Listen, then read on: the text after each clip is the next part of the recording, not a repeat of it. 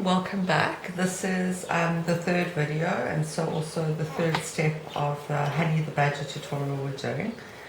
In the previous two steps we laid down our base color with markers and then did all our outlining with the two colors, light blue and medium pink. So if you just have a nice close-up, it will give you a good idea of where you should be at this step. Only the bodice piece and this top piece was outlined in pink. The rest of everything, including the hair, etc., was all the face and the fur was all outlined in the light blue. So the next step that we're going to do is we're going to add in the highlight color. Now, when we did the markers, I said to you that we wanted to leave lots of these kind of white spaces open. And what we're going to do now is using two colors only. This one is Faber-Castell Polychromo. The color is called Light Purple Pink, and it's number 128. And the second color is also Polychromo. It's called True Green, and it's number 162. And as you can see, I love this color. My pencil's nearly finished. So we want two colors, the one that's kind of like a warm aqua color and a nice warm pink. We're going to, with our pink, basically everywhere that we've outlined in pink, so this will be here on the gloves and these pieces, we're going to fill in the white spaces with the pink, and in all the other spaces we're going to use our true green. So I'm going to do some of it, I'm not going to do the whole thing, but I'm going to do some of it to give you an idea of what we're going for. So picking up from the edge, going over where the white space is, start colouring in and covering up the white. And then as you lift your pencil, you go lighter, you can start blending into the aqua. There we go. You want a nice gentle blend as you go in. The reason that I've used this color, the pink with the green, is I was talking earlier about color theory, and green and red are really fantastic colors, contrast colors. So we've picked up the highlight color with this awesome contrast color, and if I lift the page a little bit like that, you can see already what a lovely glow the pink actually gives on the aqua. Yeah? So we're going to go along everywhere and do that. You're going to fill in all your aqua spaces. You want it to be a nice light layer that you put over this. Remember that it's the highlight color, so it doesn't need to be completely solid. And also everybody's is going to be different. It's going to depend where you've left your white spots. And that's also what's going to make everyone's picture quite nice and interesting.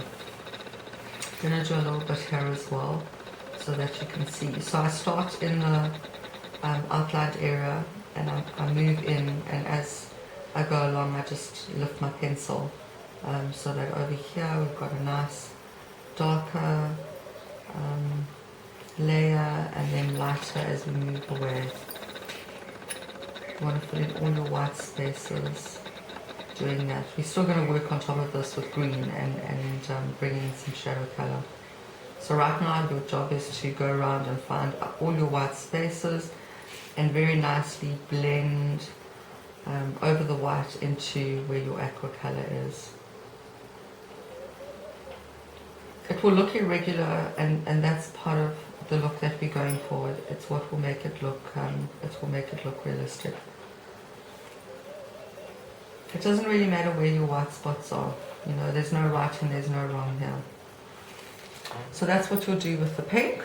And then with the true green, everywhere that you've got your white spots, you're going to go in and fill them in now. Exactly the same here. I'm busy with these buckles and straps. Don't think about it too much. Just if you see a white space, color it in and blend in nicely.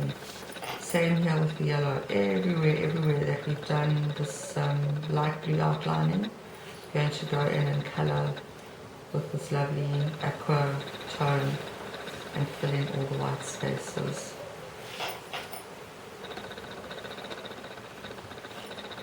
I'm going to give all these leather pieces a lovely kind of beaten leather look, which is really great. So that's all that, and then I'm going to spend a little bit of time here doing the fur. Sorry, I have to turn this upside down because I need the angle to be right. On my edges here, where all the edges are, there's lots of white space. I'm going for that colour in. You might think as you're doing this, oh my goodness, no, this looks a bit weird. But just persist with it, don't worry too much about it. Just keep consistent and go and fill in all your white spaces. Over here, lift your pencil, blend nicely into the yellow so that there's, you know, like a gentle tone that happens there. Some will have, some won't. Sometimes there'll be a bigger space, sometimes there'll be a smaller space. Doesn't really matter. We're going to work in there with a lot of orange and yellow still. We're adding some nice highlights to Honey the Badger's face here. Keep it light. You don't want it to be too dark, you know. Also on the nose here, just a very lovely light smattering of this aqua colour that will work very nicely. In the hair, in the fur, sorry, not the hair. Pick up your white pieces and just colour into them.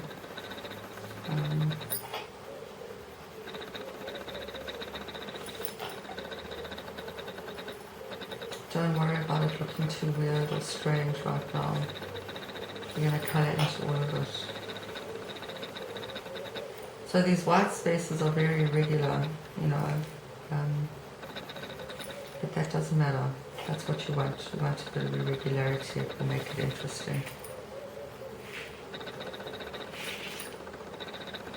All these tones of colour, the smatterings of colour, give the, you know, the picture a fantastic multi-dimensional feel and look as you build the colour up. And that's what we're going to do. We're going to build the colour up in layers. So each layer is going to take us a certain distance, and then the next layer will take us to the next one. So that's the step. Off you go, colouring all the white areas where you've outlined with your light blue fine liner, in the true green or your aqua colour, and all the areas that you've outlined in pink with this nice, lovely, rich pink. That's the end of step 3. We'll catch up with you to start working on the specific areas of Honey the Badger. Ciao for now.